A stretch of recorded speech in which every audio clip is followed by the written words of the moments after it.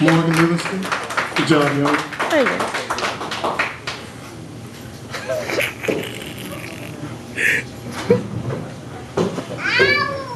Before I begin, all of you have your Blackberries or you have your phones tapped into Facebook. Start updating your status right now.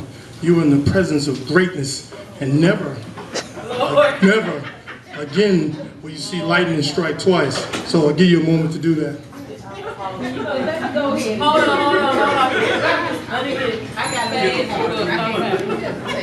All right, the repartee is over. I will begin. The name of this poem, I performed it on Blog Talk Radio. It's called Dreamsnatcher. This set of poems, I'm going to transfigure myself. I know you see me, and I'm just full of hair, full beard, buff dude man, but that's not who I'm going to be in these next two pieces. So if you need to close your eyes and work with me and visualize a little bit, do that. But this next poem is called Dreamsnatcher.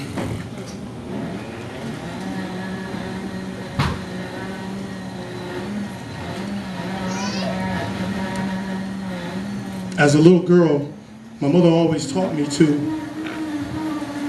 be the best that I can. And she said, if you know how to cook and you know how to clean and you're kind of smart and you got your hygiene up and you dress really well and keep your nails manicured and pedicured, you'll find yourself a good man. See, I was the type of girl that always looked on TV and saw the women doing things. You know, they were enterprising and owning businesses, so I was always chasing dreams. And now, circa a couple of decades into my life, I'm trying to avoid and trying to block out my own screams. See, it didn't start out like that at first. He was real loving and he talked to me real pleasant, but now I feel like I'm subservient and he treats me as if I'm his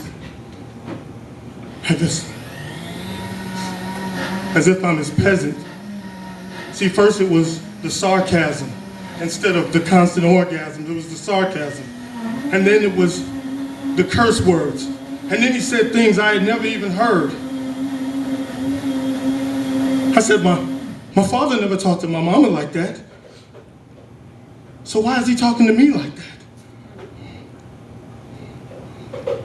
And I tried to be the best that I could. I mean, I went to school, I got my extra degree, and I had a good job, and I was a good mother to our son. But it seems like no matter what I did, how good the deeds I did, like Alicia Keys saying, a woman's work was never done. The final straw came when he put his hands on me.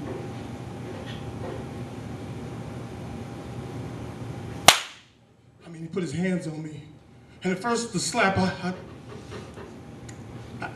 I reconciled that was all a part of the marriage. And then the punches came, and then the kicks to the stomach came, and we would have had 2 sons if not for the miscarriage. And he told me all the time, you ain't never gonna be Ish. And my love was misguided, but it was strong for my husband. So I believed it. So I heard it enough that I rationalized that I deserved to be hit. Went to see my pastor and talk about it. Pastor preached prayerful perseverance. But after 2 black eyes, a broken arm, a broken leg, and the miscarriage, I wasn't having it. So I went to Chase and emptied out the money out the Mad Money account, grabbed the keys to my car, grabbed my son. My heart was beating out my chest. The pressure was starting to mount. I was going to my cousin. She lived in Alabama. And I'm glad that she was deceased right now, because I would have shamed my mama. I knew this would be over with. Instead of having nightmares, I would be dream chasing again. So I went to open the door. And lo and behold, he was on the other side of it. He says, where are you going, you 2-bit whore? I said, I'm sick of this. This is madness. I'm supposed to be happy, not living in perpetual sadness.